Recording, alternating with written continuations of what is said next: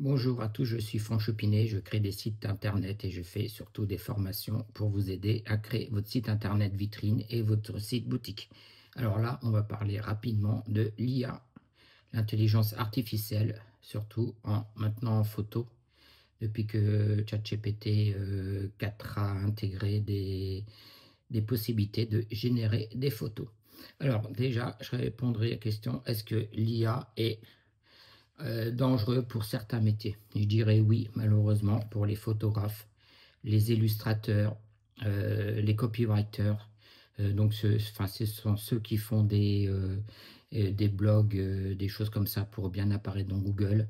Au niveau des créateurs de sites internet, ça me fait pas peur, hein, parce que de toute façon, en création de site, l'IA, vous ne serez jamais propulsé dans Google. Parce que heureusement, Google détecte automatiquement si c'est fait le texte par IA, y compris même les images. Et du coup, si vous avez un site bien placé, ben, il va vous déranquer. Donc après, je dis pas en création de site, hein, moi j'utilise l'IA, mais bon, quelque chose de beaucoup plus puissant et payant bien sûr que ChatGPT.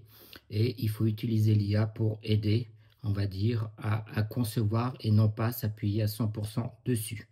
Car les gens, ce qu'ils veulent, surtout pour les petites entreprises comme moi, ou pour les petits artisans, c'est de l'art, du vrai, quoi. Parce que bon, c'est joli, quoi, en ce moment, quoi, c'est rigolo. Mais bon, les gens vont vite se lasser. Et ils vont préférer avoir, comme là je suis en train de vous faire, hein, des vidéos qui sont pas du tout scriptées, hein, qui sont pas du tout préparées, des vidéos vraies, parce que bon, voilà, maintenant on peut plus se fier à rien du tout. Et donc voilà. Alors l'IA, ok, donc il va détruire des choses au niveau de tout ce qui est graphisme et tout ça. Au niveau des sites internet, il y a beaucoup d'hébergeurs qui proposent l'IA.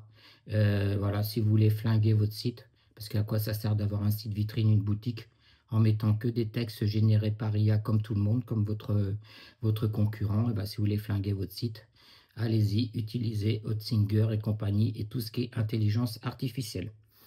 Donc c'était surtout ça que je voulais vous dire. Pour des métiers comme je fais, Mario, allez voir son site Marios avec un S 3D.fr. Donc il a été fait entièrement, on va dire, par l'humain. Il a été fait selon ses besoins. Il n'a pas été généré par IA à part sur les textes et encore, ils ont été modifiés, il a été optimisé. Pareil, là, je vais bientôt faire un site pour une autre personne, quoi. Ben, je fais de la même chose.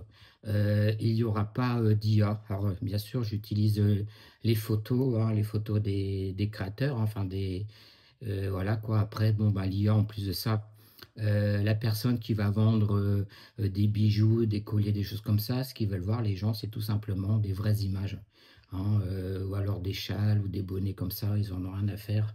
On va dire que ça soit fait par IA ou quoi, surtout quand ce sont des productions personnalisées.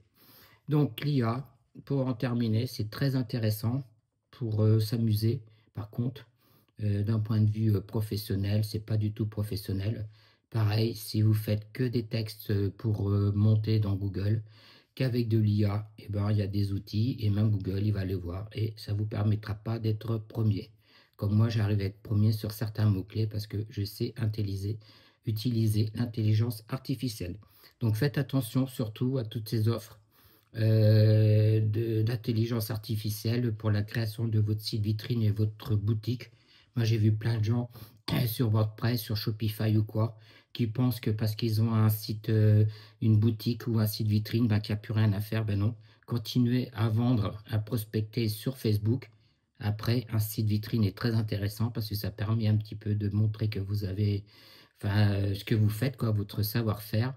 Et après, bon, ça vous permet aussi, lors d'expositions, comme j'ai fait ce week-end, très peu à part Cathy, elle avait des cartes, mais tous les autres n'avaient pas de cartes. Alors c'était le parcours du combattant, par exemple, j'avais pris quelqu'un qui faisait des bougies, donc elle avait même pas mis son Facebook, tout ça, quoi. Pourtant elle a une boutique qu'elle paye 20 € tous les mois depuis 5 ans. Donc vous voyez, alors ne laissez pas les gens aller comme ça chercher, vous rechercher ou quoi, ils ont autre chose à faire. Donc ayez au moins sur vos cartes de visite l'adresse, au moins l'adresse de votre compte Facebook. Et puis voilà, c'est déjà fait, quoi. Voilà, bah, écoutez, je ferai des vidéos un petit peu là, j'en suis à 6 minutes, comme ça, courtes, improvisées. Mais donc voilà, l'IA, c'est rigolo, mais ce n'est pas fait pour faire du business. À bientôt.